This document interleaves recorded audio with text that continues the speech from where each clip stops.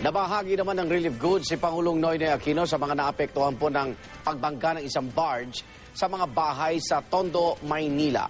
Nakiusap din ang Pangulo sa mga residente na lumipat na ng tirahan para na rin sa kanilang kaligtasan. Saksi si Rafi Tima.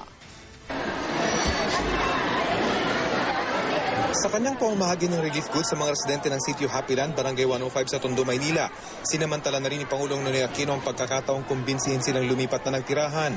Nitong Lunes kasi, bumangga ang isang barge sa maraming bahay sa lugar sa kasagsagan ng bagyong Hener.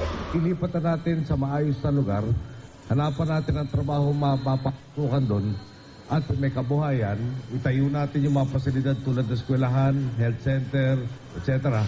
At ilayo na natin doon sa panganib. Di ba mas magandang gawin na natin yung kesa yung parati natin pinoproblema tuwing masama ang paklima at masama ang panahon. May 145 bahay na raw sa NHA Housing sa Rodriguez Rizal na pwedeng lipatan. Pero hati yung opinion dito ng mga residente, tulad ng maginang ito. Gusto ko sa yung wala na talaga sa disgrasya. Kasi may mga maliliit pa akong anak eh. Lagi na lang kami kinakabahan. Sunog, bagyo. Kaya gusto ko dun sa matatag. Wala naman kaming hanap buhay. Anong gagawin namin? Mga matanda na. So nag-aalang kayo lumipat doon? Langanin kasi ako maglumipat kasi wala naman kaming hanap buhay doon. Pero ayon na mismo sa DSWD, kulang daw ang pabahay para sa halos 300 pamilyang nawala ng tirahan. Yung ating balanse, yung 296 minus 145, yun yung aming pag-uusapan pa ng NHA kung saan dadalhin. Sa bahaging ito naman ng Maynila, umabot na sa ikatlong araw ang paghahakot ng inanod na basura at maging troso. Sa kabuuan, 165 truck ng basura ang nahakot sa Baywalk. Galing na sa malalayong lugar to. Coastal towns ng Cavite, meron nagsabi nga, may nanggaling pa ng Bataan. So,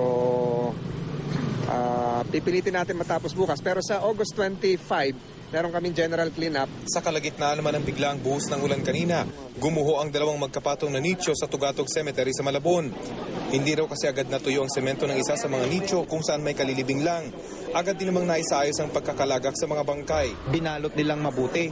Nilagay nila ron sa tinatawag na body bag kung saan yun ay airtight, watertight para ma-prevent natin yung seepage ng bakterya at siyempre yung amoy na nilikha ng bangkay. Mag-iisang linggo na ring baha sa Ubando, Bulacan at dahil hirap dumaan ang mga sasakyan sa tubig, ang ilang mga tsuper bangkero muna sa ngayon. Kadugtong ng baha sa Ubando ang pagtaas ng tubig sa Valenzuela. 9 na barangay pa rin dito ang apektado, kaya hanggang ngayon, 200 residente pa rin ang hindi makabalik sa kanilang mga bahay. Ako si Rafi Tima, ang inyong saksi.